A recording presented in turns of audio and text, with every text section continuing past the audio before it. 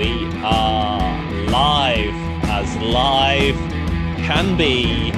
It is Have a Beer, Guess the Year. Yes, love it. Guys, so good. Welcome. We are back. And we are organised tonight. Last week, I must apologise once again, guys, for the shambles. We've got Ian at the helm.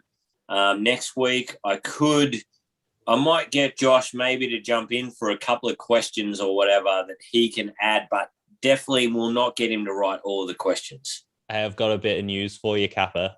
Mm-hmm. Josh has actually done the clues for this week. What? So I got in touch with him. You don't know this, but I got in touch with him, and he said apparently he charged you $80 last week to do it. He's charged me $50, so I'm not an idiot, right? He's charged me $50.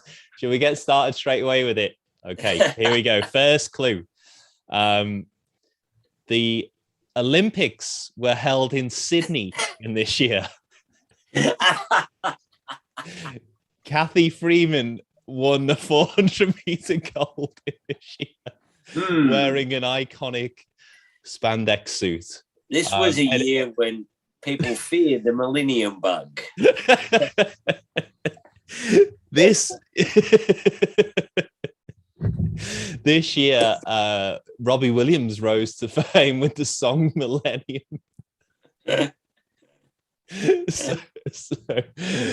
I hope, Josh, you're watching. I wouldn't be as It's irresponsible. So funny because my partner should be supportive of all my exploits. Okay.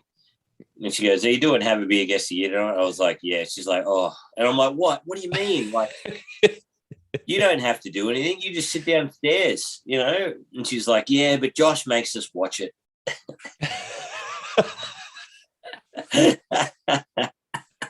Being made to watch stuff like, do you ever have the experience, Kappa, when you're when in the days when you're doing live stand-up where like all the partners of comedians are just on their phone for the whole gig, like at the back? It's seeing the gradual drop-off is just so funny. Seeing from my partner did it as well, going to every gig, loving it, could not believe it. She was like she was in a wonderland, to just go to me telling her, "No, you don't have to come to this gig tonight." It's because it's a lot easier if partners don't come to the gigs, because comics are they're pretty rude if you're not in the crew.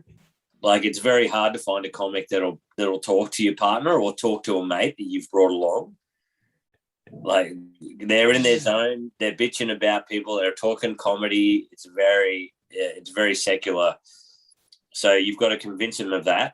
And so I convinced her, and then she just voluntarily came to a few, and then just watch her slowly lose interest to like not even trying. And then it goes from that to not even asking comedy. And then it goes from that to like comedy is the bane of my existence. Like, because it's the opposite of music, isn't it? Whereas like at a music gig, if you've been, it's like that heckle of "Play Us One We Know," which is like, but in comedy, if you've seen the same gear every time, it's just like, "Oh, I've heard this one before." Oh yeah, and I try to mix it up for her. You know, when I'm there, I get really nervous because I'm like, okay, because she's the one I want to make laugh. I don't care about the audience, you know. No, I've seen you. That's evidence. Yeah.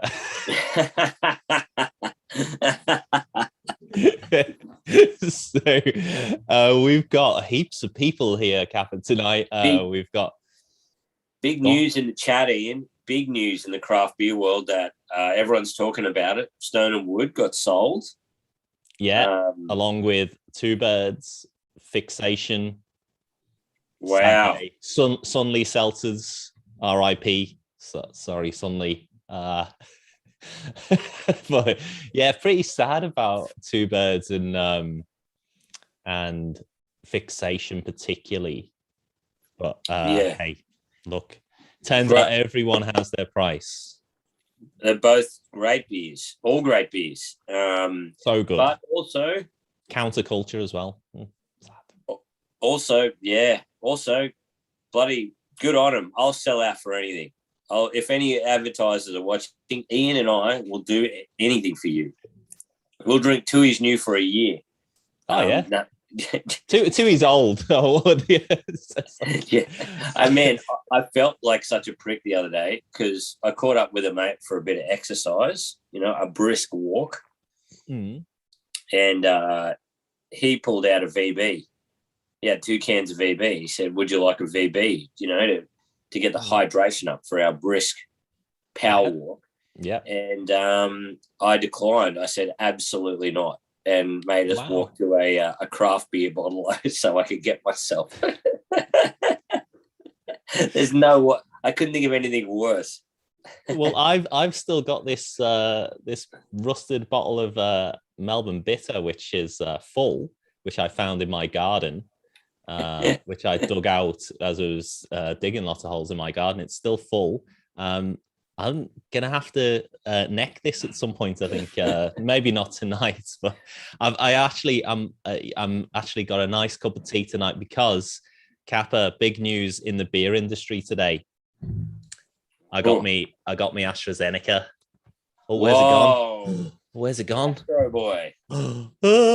It's definitely there. Yeah, I'm in the high risk age category, but I'm just living life to the max. I'm not going to make any jokes about what's in that vaccine, but let's just say I got home, pulled out the electric typewriter, and I need a new ribbon already. I was absolutely flying. I've sent 5 faxes already. Absolutely loving it. We've got Mike. I got to say, we are getting a lot better reception. Well, look, it's such a terrible joke, isn't it? But people can't help themselves doing it. Michael's drinking cappuccino stout by Dangerous Ales. Yeah. Is that a thing that you should call? We're basically into foodstuffs. Dangerous Ales. Well, credit to them. We've got Kelvin, we've got Craig, we've got Stuart as well. We've got so many. Clint's here as well on the Safe Cracker. He's a company man to the last. I've got to give a shout out to Clint as well. I recently recorded a little podcast with Clint about his experience with Dry July, and he posted it to promote it on his personal Facebook, which was lovely. And his grandmother commented underneath saying, "Are you okay?" Which it was like a phone hack. It was like it just so. I think Glintz very kindly just said, "Yeah, don't worry, I'm okay." It's so sweet. So sweet. But Clint asked a good question. Which brewery is gonna sell out next? Well, definitely, definitely co-conspirators, because Clint's at the helm. He wants to retire early. That's the only reason he does all this stuff. He doesn't care about beer. I don't know. Just swim in money and drink what is it? Tongs, hammer and tongs. That's all he wants to do. I don't know what Clint's financial relationship to co-conspirators is, but look, they could be one. People, the hype breweries, stomping grounds. Bench Pressington says, Black Hops, yeah. Black Hops, yeah. Who's not following Bench Pressington, man? You drank some good beers this week, and I scroll back and go, hell yeah. I said to Bench Pressington.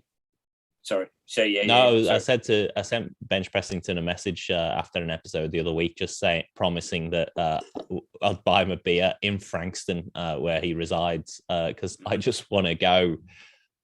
I love the place as well, but I just want to get out and go and have. And that I'll hold that offer to anybody in the chat tonight. I'll come to you. I'll get you a beer after all this is over. The Grape and Grain in Moorabbin. We can meet Bench there. Yeah. I'll be so sad when nobody takes me up on that offer. They're depressing.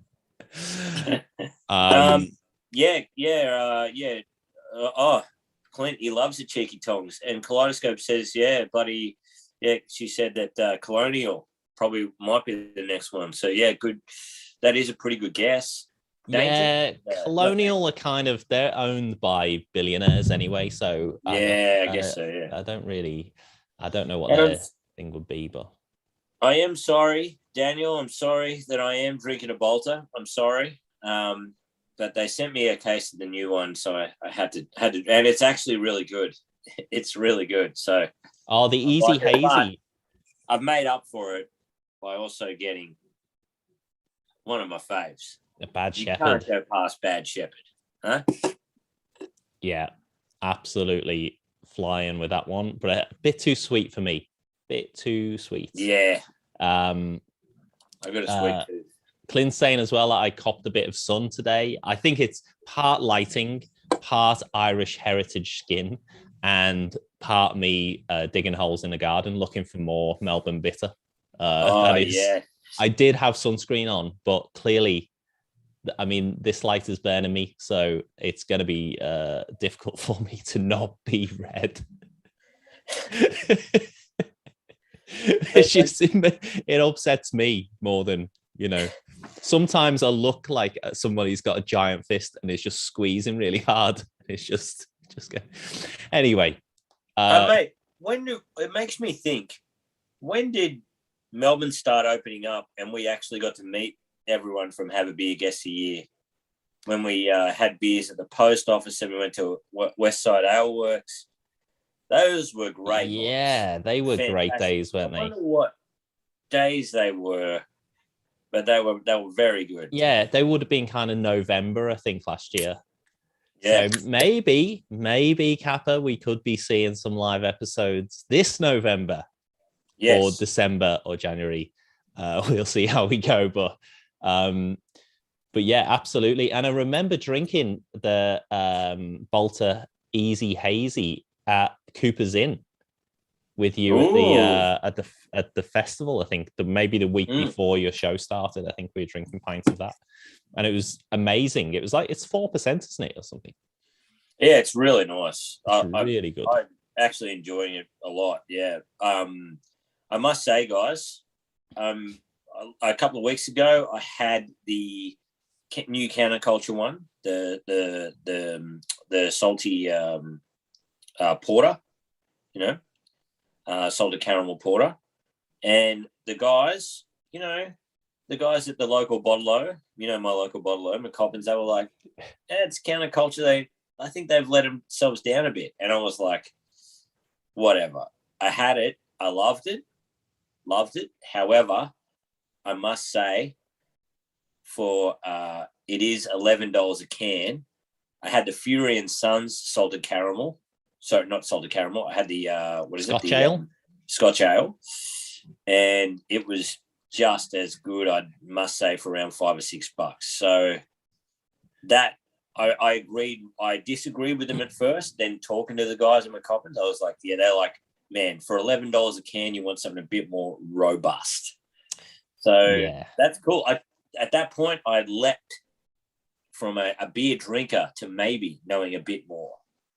Yeah. Well, that's part of the journey, isn't it? Look, Scotch ale, I'm always a big fan of. Don't see enough of it. Susan is here as well.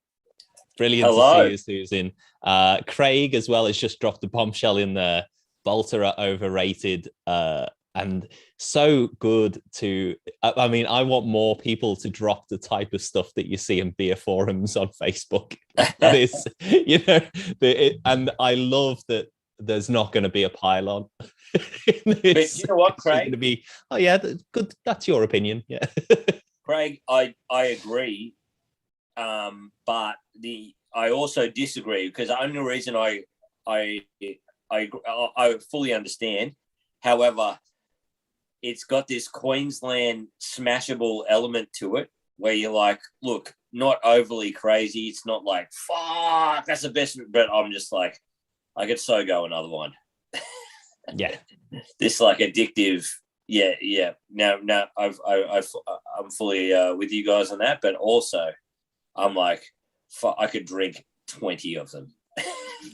Look, Personally, I could drink any of Bolter's beers. I don't think there's one that I haven't enjoyed.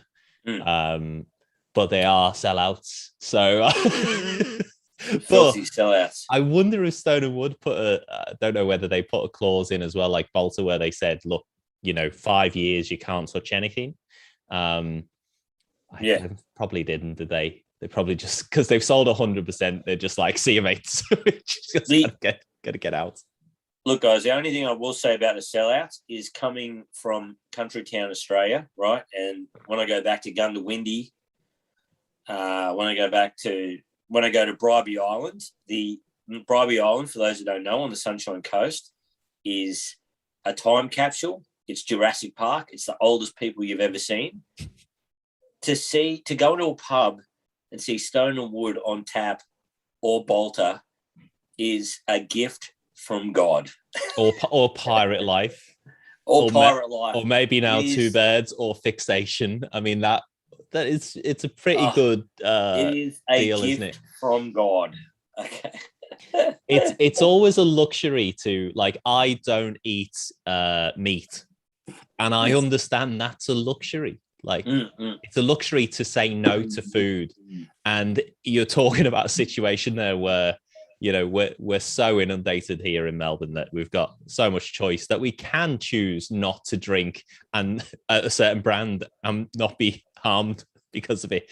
But certainly if you're in rural Australia, then to not have to drink Great Northern is but yeah, I'm for the sellouts, but also it's sad. You can't admit that it's not sad. It's sad. You want to know the guys that are doing it. You want to, you walk in, it's always some dude with a beard who's like, yeah. You buy one, you talk to them. Hopefully these breweries don't lose that. Hopefully you can still go in there, no matter who's getting the money at the end of the day, where it's a big one or whatever. You can go in there and it feels like a personal experience. Yeah, hold on. I'll just read the press release here, Kappa. Nothing will change after the takeover. Everything will stay the same. That is the reason we bought said brewery. You'll still have the same personalized and beautiful tasting beer as always. That's the reason we bought it. There will be no changes. The end. So, right, Gaffer, for anybody who hasn't tuned in to Have a Beer Guest of the Year before, we've spent 20 minutes talking about everything except for the point of the show, which is tonight am going to fire lots of events that happened in a particular year in the past. And by the end of this episode, you're going to have guessed as close as you can to the year that all of these things happened. Shall we start? All right. We've had a couple of guesses, I think, already in there. See you later, guys. Goodbye. It's been, I don't know.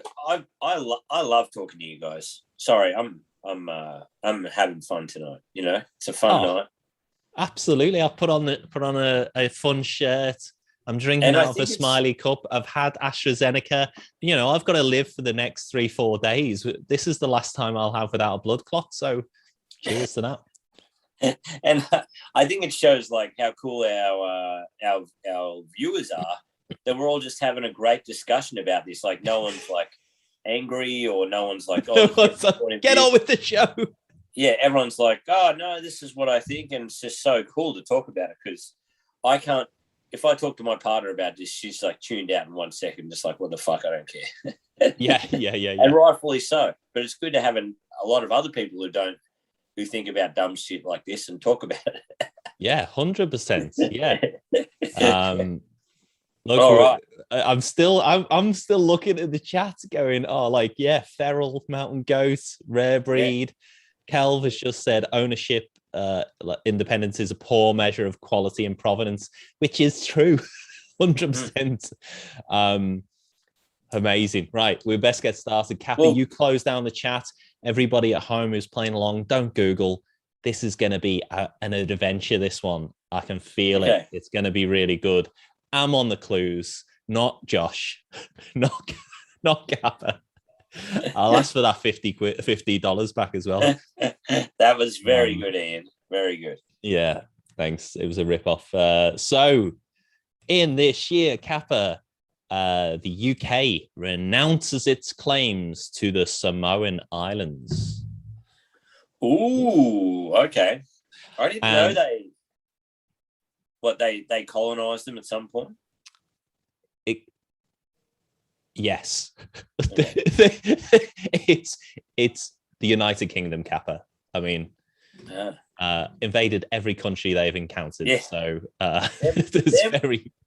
them or the Portuguese or the Spanish or the French. They were the kind of the big ones, hey? Yeah, Belgium had a good crack as well. The old empire malarkey. So yeah, it's but it's funny to find just a French place somewhere, like French Guinea is I always thought was funny. Just I don't know. No one gives you. I mean, look, I'm sure it's a great country, but really, who cares? Like, just give it back. I don't know. Yeah, or the fact that you can buy, you go to a Vietnamese place and you buy a French baguette full of coriander, and it's like, so the French came, did they, to Vietnam? Yeah, they did. Yeah, stayed for a while and left.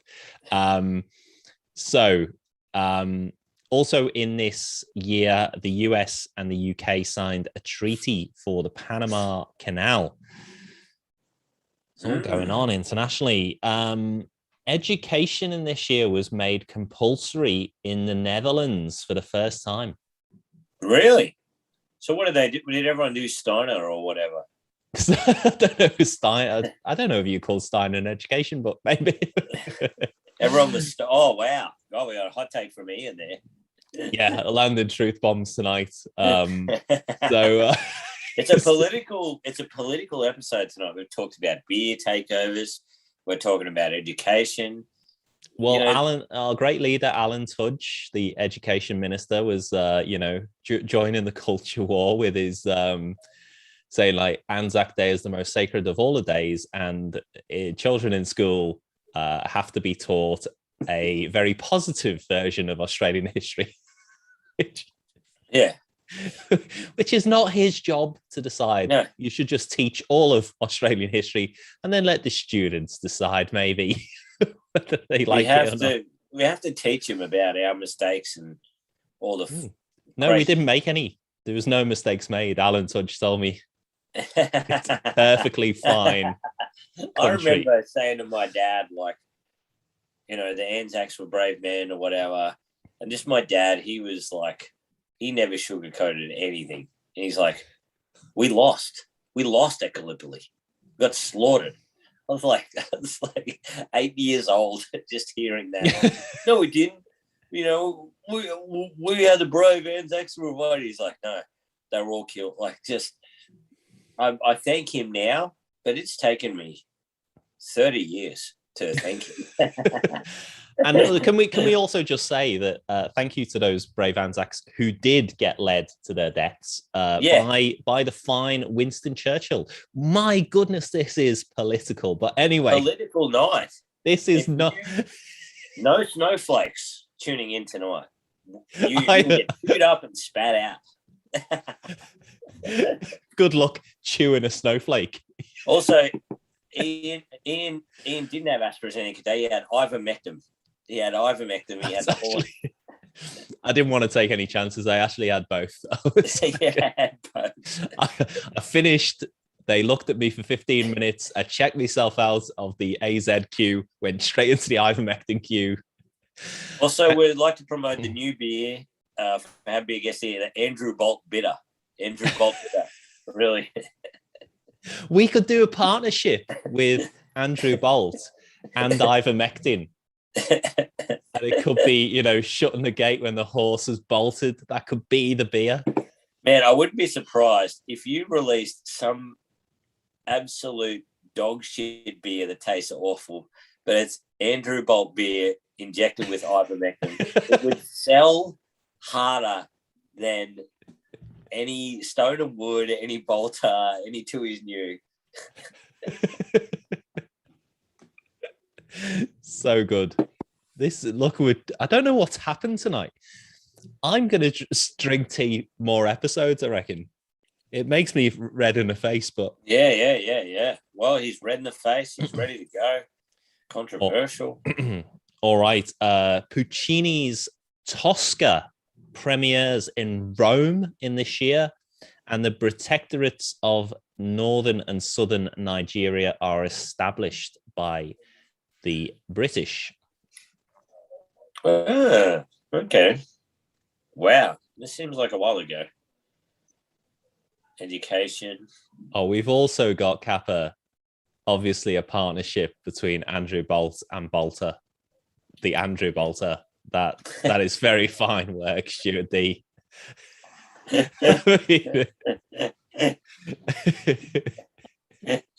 and Clint has commented Ian McNally for the ivermectin, or ketamine would work for that as well, or Ian vermectin.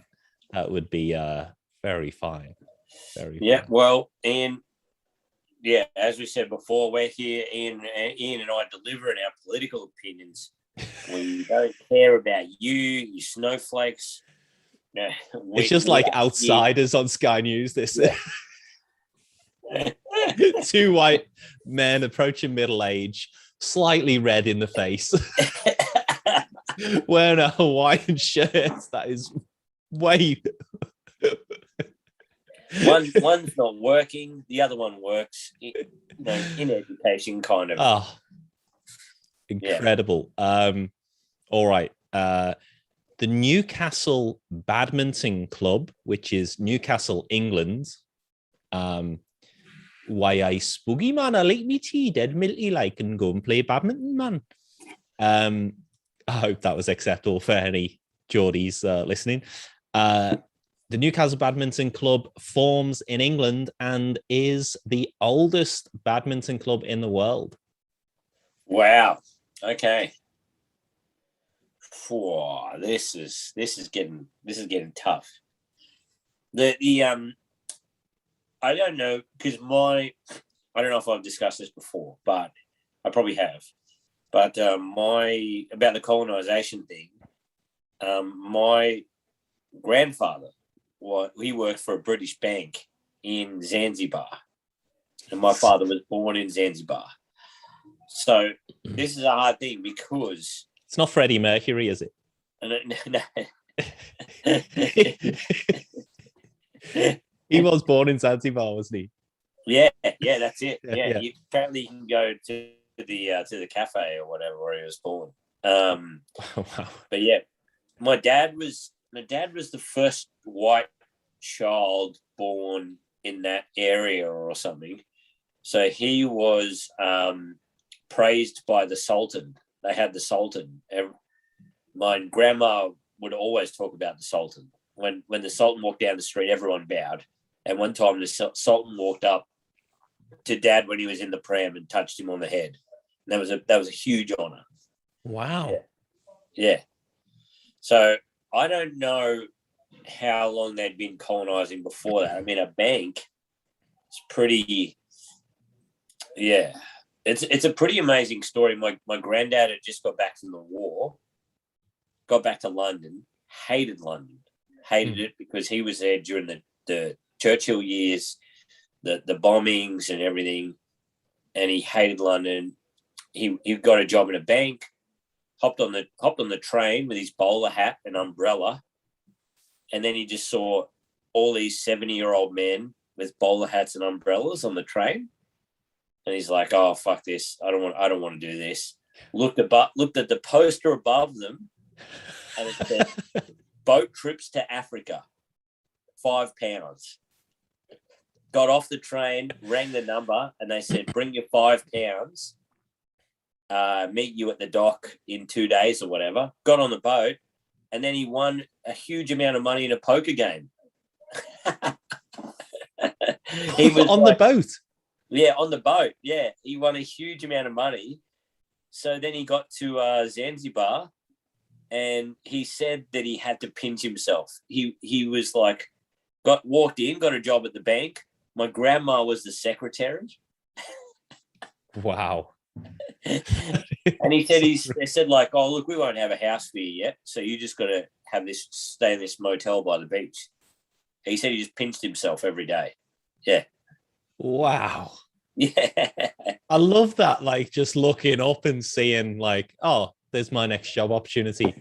Like the posts you have to scroll through on LinkedIn. Yeah. Nowadays, like just being able to go to Africa. Got off the train, just rang him on the phone. They said, yeah, see you at the dock in 2 days, bring 5 pounds or whatever. Wow. Wow. Incredible. So the first Chinese daily newspaper was published for the first time in the USA. A daily Chinese newspaper in the USA published for the first time, and the American Hall of Fame was founded in this year.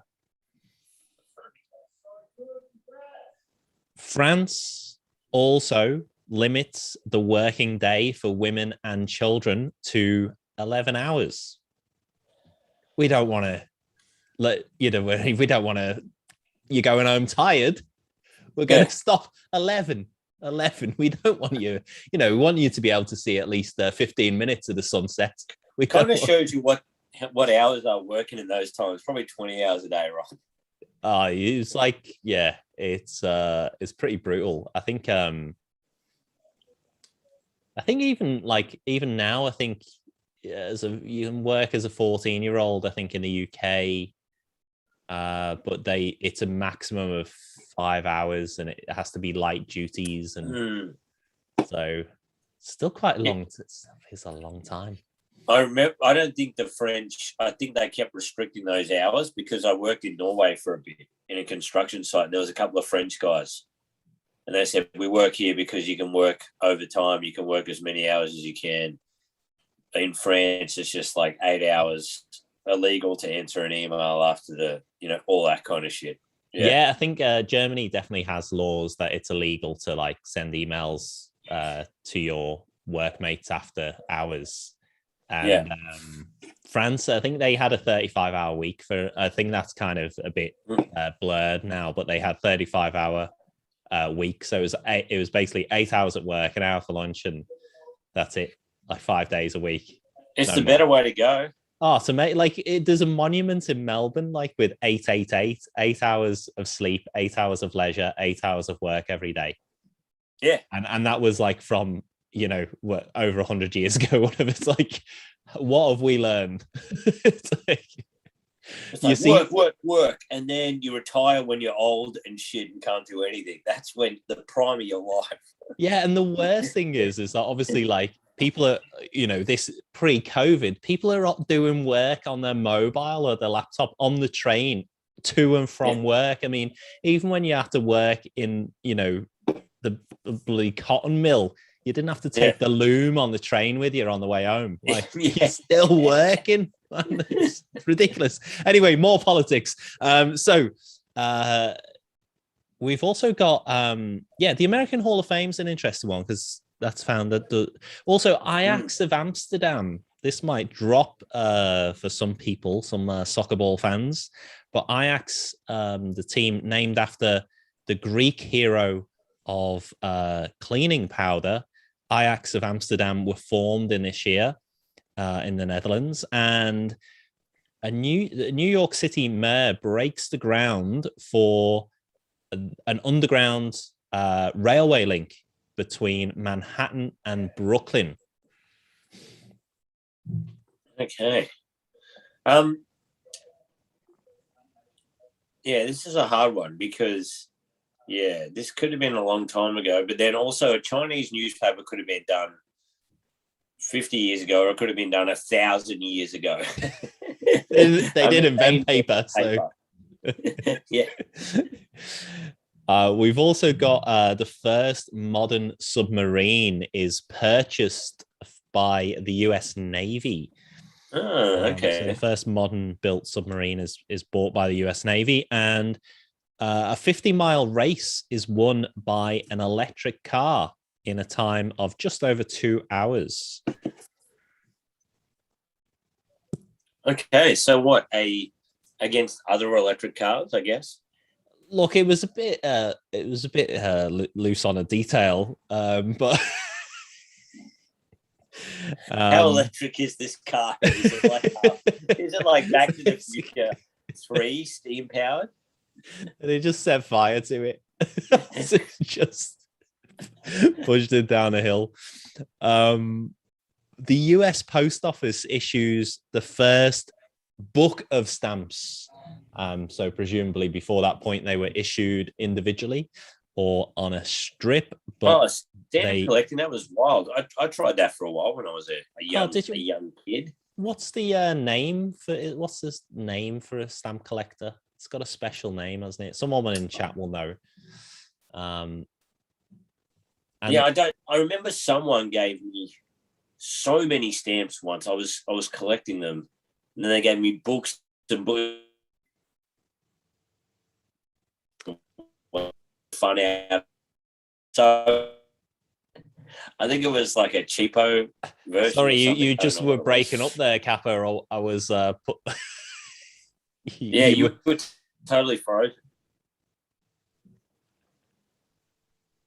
Uh-oh. Are you all right? Yeah, I'm all right. Yeah. Oh, here we go. It's just me. Hello. Oh, he's back. Oh, I was looking forward to having a bit of alone time with the audience there. Just catching up with the chat as well, Kappa. We've got Stuart D. Oh, some clues pushing him a little bit in the way. We've also got Sam Smalley's tuning in on his cuppa break at work. Sam Smalley, solidarity. Great bloke. We also have Kel. Kappa. Yeah, Kel was saying that you should do an episode of Who Do You Think You Are, where you go back to Zanzibar and find out Freddie Mercury's your real dad.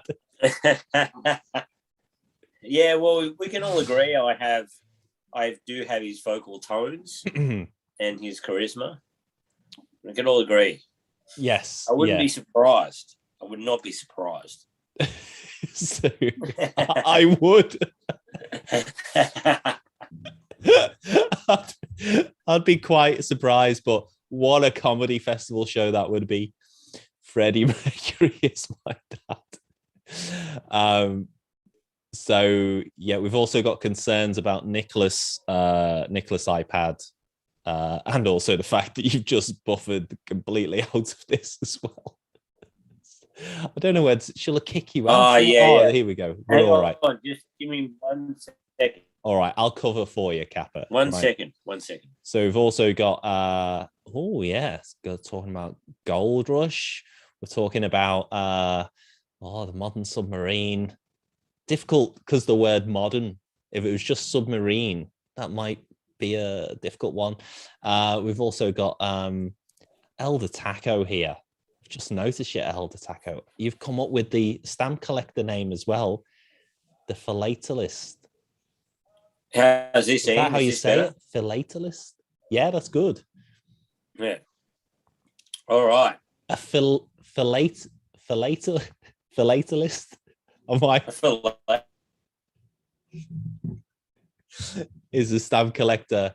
It's no better, Cappy. You're buffering madly. A Bertologist. That's it. Fellatioist. I've got a feeling it might be your end. It's my end. But anyway, I don't know. How's this? But then it just started cutting out. But maybe it's my end because maybe my flatmates are on the web and all that shit. So we're saying as well that DJ RXR6 has said it's about time we've had some technical difficulties. It's gone too smoothly. And Clint has inevitably said that it's the 5G affecting. It's my AstraZeneca. That's what's causing the. There we go. Well. And also the fact that you're frozen is perfect for Justine to use the penguin emoji because that's the That's where they live, isn't it? So,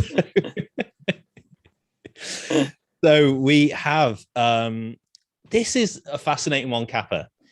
Yeah. It's the first known occurrence of the word hillbilly. So hillbilly wasn't a word that people used until this year. Not this year. The year we're talking about. Okay. Hey, hillbilly's old, man. That's like so old, isn't it? It feels that way, doesn't it? It feels like there was never a time without the word hillbilly. But yeah, this was people have always lived in the hills as recluses and inbreds, eating people. I think that's been since the dawn of time.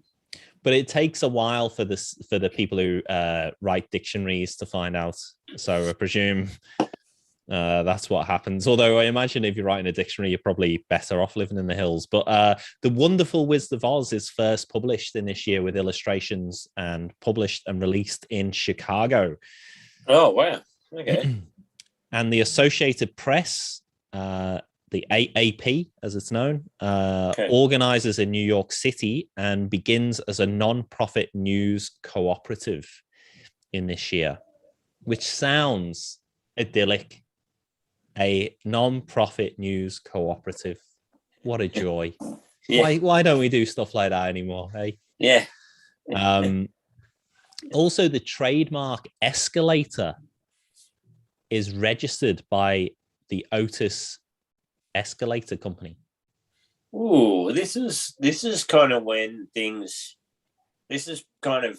I think the escalator. If I'm not wrong, I'm just guessing here, and as everyone can guess who's watching this, I'm not that smart, but I'm guessing the escalator is part of the Industrial Revolution in some manner.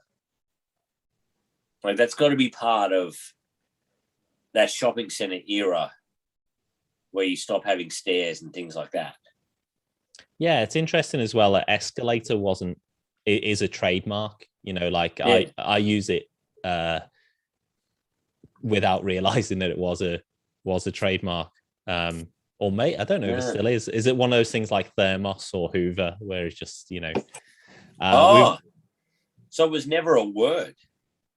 Well, I presume maybe to escalate, but maybe escalator is something that was created or coined for the moving stairs. Because it's a pretty bad word in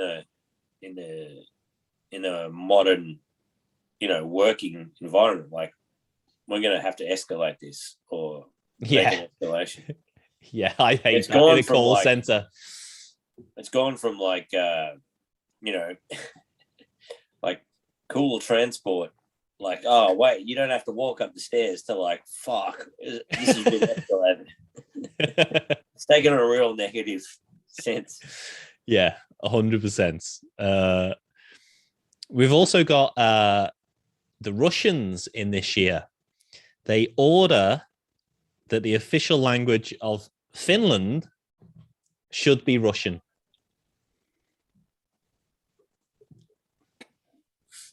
It's always a hard sell. It's a hard sell to get another country to speak a different language, but you've buffered again. Here's a weird fact. So the Swedes and Norwegians, they can kind of understand each other, right? The Danish, they can kind of understand that from what I've been told, I think. But Danish was kind of more on its own. But then the Finnish, they don't know where that language comes from. But apparently, you can trace Finnish to Eastern Europe. So there's some parts of Eastern Europe, I think it's Lithuania or something, they can communicate with the Finnish. Wow. Yeah. Something like that. It's Lithuania or somewhere, because I worked with a bunch of guys who could talk to the Finn. Yeah, weird. But they don't know what Finnish or... So, yeah. But then why would Russia overtake Finland? I guess because it's weak and small. It's just there, isn't it? It's just there. It's like having a Kit Kat in the fridge. It's just there. It's like Why not? Why not? Let's make them speak the same language as us. It'd just be easier for us, wouldn't it? But we've also got the Michelin Guide is published for the first time in this year as a hotel and restaurant guide. Well, so this is Michelin star. So the idea, obviously, Michelin make tires, and the idea is that they publish a guide which makes people drive more, use more tires. Good for your business. But obviously it's morphed into Michelin stars, and that is genius. It is so genius, man. Too. I never knew it even came from the tire company till last year or something. I swear we've talked about this somehow. Maybe. But yeah, okay, Michelin around, so tires are around. This is a big turning point for me. Okay. And the electric car as well. Yeah, the electric car. Which we're not too sure about. But then also your clues at the start were like, wow, it will really lead me astray. So yeah, well, I've got a few more. So look, if you're feeling confident in the chat to lock in your guests, then you're perfectly welcome to. But I've got a few more, and a couple which are closer to home, which might help as well in a moment. But talking of car tires, the Firestone Tire and Rubber Company is founded in this year. So Firestone. And also it's the first time, talking of new words like hillbilly, and escalator, it's also the first time the word orienteering is used for an official event. Oh, man. Orienteering sounds so much better than what it is, like just walking around. It's, yeah. I've done a few orienteering things, and also part of one of my previous jobs was to run orienteering as well. How are you not crazy? Man, sending a lot of children off into the woods with only a clipboard and a whistle is not stress-free, should I say. So also weird one in this year is that there's a prize put up for 100,000 francs, and it's offered for anybody who can prove communication with extraterrestrials. But there's a caveat on this 100,000 franc prize, which is if you make communication with Martians, you can't win the prize because that's too easy. What? They say, look, if you can 100% prove you've had communication with Martians, we're not interested because that's this could be like the 1910s or something, or the 1800s, where they're like a witch can float, if she sinks or whatever, she's a witch. If she floats, then she's a witch, whatever.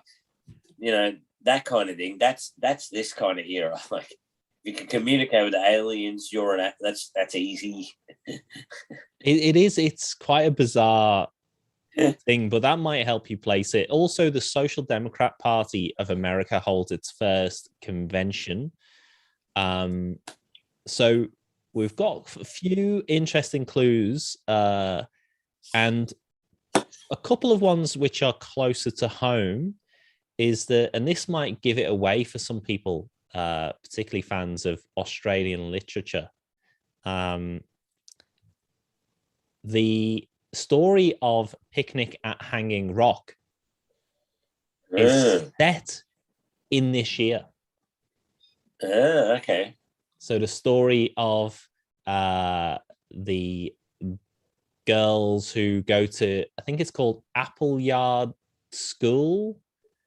But weirdly, the principal of the school is also called Miss Appleyard, which strikes me as more of either an oversight by the writer, by the author, or what a crazed woman just to call a school after herself.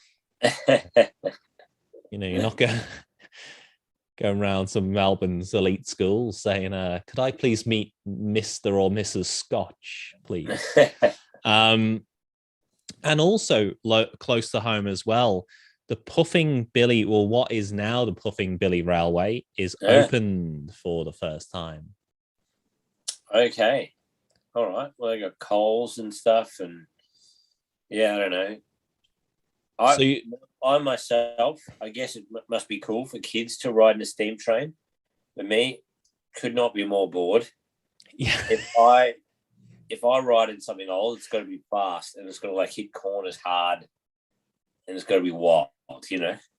Kappa, if ever we find ourselves in Snowdonia National Park, I'll walk you up Mount Snowdon, but there's an easy walk called the Llanberis Pass, which is quite easy, but it's long. But there's no real steep sections of it. Yeah. But it kind of meanders up Mount Snowdon, which is the highest mountain in England and Wales, but it's only like 1,200 meters above sea level. Yeah. So, but there's a train that takes you up, and it follows the Llanberis Path. And if you see the faces, the miserable faces on that train as it passes you while you're walking and feeling exhilarated by the wind and the views, and you just see these miserable, absolutely miserable people who have spent so much money. It's so expensive to go on the train because it's still like coal powered. So bad. I had one of the best experiences of my life by accident. I went to Machu Picchu with an ex-girlfriend. We got to Cusco, which is the lost city, and then they said you can get the train up to Machu Picchu, but there weren't enough tickets on the train to get up there because we wanted to hike, but that was booked out. You got to book, months and months in ahead. So these Chilean people were like, "Oh, do you want to come with us? Apparently there's some fucking gypsy way to get up there, right?" This bloke said he'll drive us in the taxi part of the way up. Are you not thinking I'm going to get killed here? So, we were just like, yeah, why not? But then I reckon in less than 10 minutes later, we are driving in the clouds, and I'm in the passenger seat. I looked out the window. It was straight down, like 3 kilometers. We had to push the car through a waterfall. It was wild. And then we got to the hotel at like midnight, and then they said, "We'll wake you up at 4 a.m. to go." So we got to this hotel in the middle of nowhere, woke us up at 4 a.m. Then we hopped in the back of a truck, had to put all our gear across a waterfall on a flying fox. If you fell off the flying fox, you were just dead. Did that, and then walked 3 hours with the backpacks, argued the last hour with my partner. Got to Machu Picchu, hated it. It was like, this is the worst thing I've ever seen in my life. This is so boring. And then caught the train back. And then when we were in the middle of an alpaca fashion show and people trying to sell us things, we were like, "Oh, actually, I'm very thankful we got that fucked trip on the way up." It was insane. The scenery was like Jurassic Park. It was the best scenery ever, but it was only South Americans that were broke that went on this tour. Wow. It's weird, is it? It's weird when you get to places which like you think I should really, really savor and enjoy this, but when you get there, it's a bit boring. I was a bit the same in Venice. Yeah. Like all the pictures and footage of Venice are way nicer than actually being there. And also you're walking around, and I hate to say this, Venice, but it's inconvenient when you walk down a street and then there's water. Yeah. It's like, I've got to turn around. But it does have a very fancy looking McDonald's to blend in. It was beautiful scenery, but the best part of Machu Picchu isn't there. All the stuff before it is amazing, but there's just walls. Like They're like, but they cut the bricks like this. And you're like, I don't give a fuck. Well, here we go. Kappa, we've come to the time. Yes. Everybody's locked in their guesses. What are you guessing? Have a beer. Guess the year. We've had so many interesting This is really tough for me. It is really tough. We've got education made compulsory. We've got northern and southern Nigeria established. We've got Puccini, a Tosca in Rome. We've got the Newcastle Badminton Club. Got the treaty for the Panama Canal. Picnic Hanging Rock is set here. Chinese newspaper. Got Ajax formed in this year. The first modern submarine sold to the US Navy. Wonderful Wizard of Oz published. Hillbilly, Escalator, Orienteering. Oh, I'll leave you with one last clue. Yeah. The hamburger was created for the first time. Okay. By Louis Lassing in Connecticut. I'm going to... this is so hard, man, because I'm trying to think of when the car was invented. These tires and all that kind of stuff. Yeah, Michelin Guide, Firestone Tire and Rubber Company. That's the big thing for me. I'm like, okay, tires, if they're a big deal, I'm going to go safe and go earlier than later. I reckon I'm going to go around 1942. 1942. 1942. I'm just throwing that out there. This is a guess. 1942 is Puffin Billy.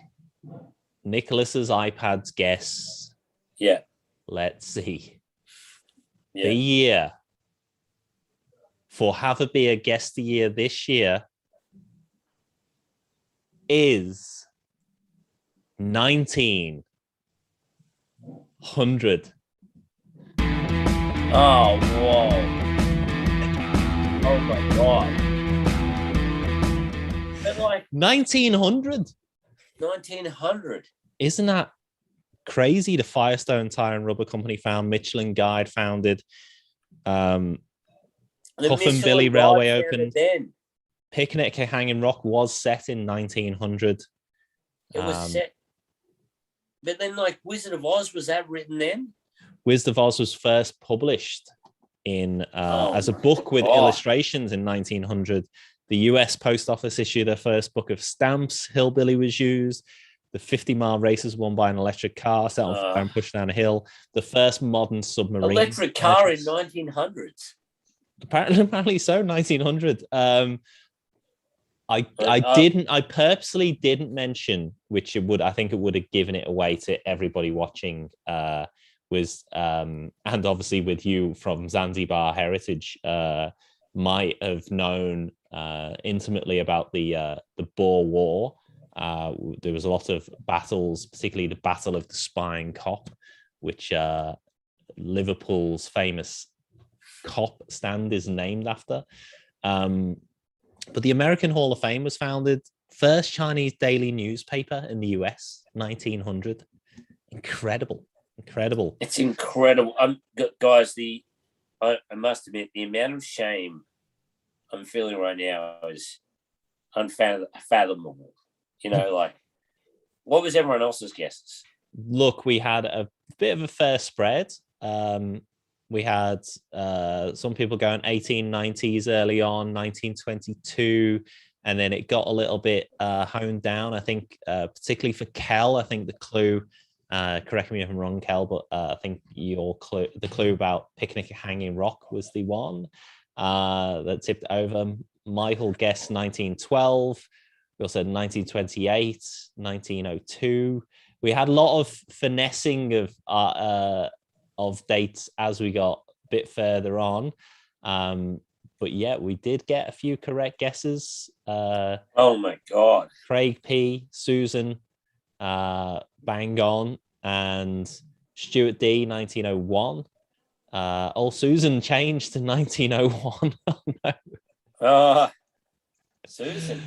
And Craig P questioning whether the hamburger wasn't invented in Hamburg. You would have thought, wouldn't you? But same with French fries. I think they might have been invented in But would they Connecticut have as had well. tyres in the 1900s? That's what I like. Yeah, I 1900. Yeah, I suppose they're only just starting for, Wow. it's the infancy of cars. Of tyres. Yeah. Damn, I should have thought that.